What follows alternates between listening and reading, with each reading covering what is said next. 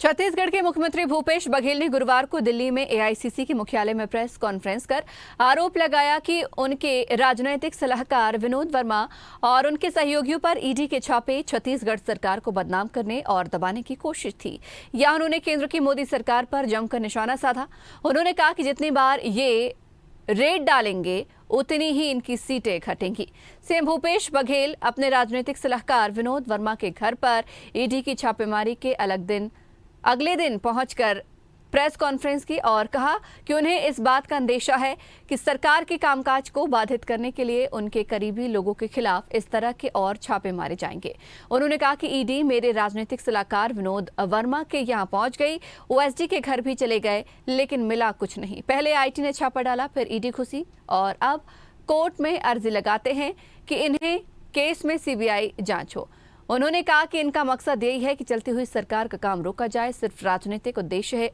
ये प्रजातांत्रिक ढंग से चुनाव नहीं लड़ना चाहते। छत्तीसगढ़ में यही कोशिश हो रही है कि किस प्रकार से छत्तीसगढ़ सरकार को दबाया जाए, बदनाम किया जाए, चाहे वो राजनेता हो, चाहे कार्यकर्ता हो, पार्टी के पदाधिकारी हो या फिर अधिकारी और कर्मचारी हो। ये सिलसिला शुरू होता है जुलाई 2020 से।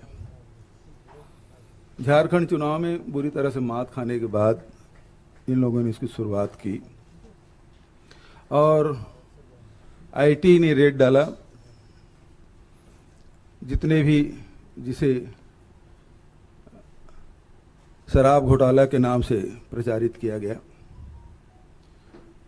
और इस शराब घोटाले में 2019-2020 में केक की रिपोर्ट भी है, वहाँ उन्होंने जांच भी की। उसके बाद 2.5 साल तक वो चुप रहे, चुनाव नज़दीक आते हुए, जबकि सारे कागजात ईडी को सौंप दिया गया था। उसके बाद ईडी सक्रिय होती है और फिर उन्हीं लोगों को बुलाते हैं और कहा जाता है कि 2168 करोड़ के घोटाले हुए।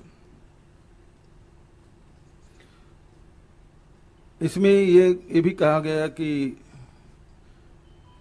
होलोग्राम, नकली होलोग्राम का प्रयोग किया गया। लेकिन सबसे मज़ेदार बात यह है, ये नकली होलोग्राम का यदि प्रयोग हुआ तो जो डिस्टिलर है वही तो करेगा, उसे फैक्ट्री में तो होगा, लेकिन उनके खिलाफ कोई कार्रवाई नहीं हुई। बचत लोगों के खिलाफ कार्रवाई हुई। उसके घर में ज्वेलरी भी पाए, नगद रुपये भी पाए, किसी को जब्त नहीं किया गया। और कहा गया कि 2168 करोड़ का घोटाला हुआ और चल अचल संपत्ति 2018 के पहले के भी जब्त करने के बाद भी 200 करोड़ के आसपास की संपत्ति जब्त नहीं की गई। जबकि इस दौरान 2018 के बाद जब हमारी सरकार बनी, उसके पहले जो रेवेन्यू है आबकारी की, वो 3900 करोड़ की थी, अब बढ़ के 6500 करोड़ हो गया। और आरोप ये लगाया ईडी के द्वारा कि राज्य के खजाने को नुकसान पहुंचाया गया, जबकि 3900 करोड़ से बढ़ के 6500 करोड़ हुआ।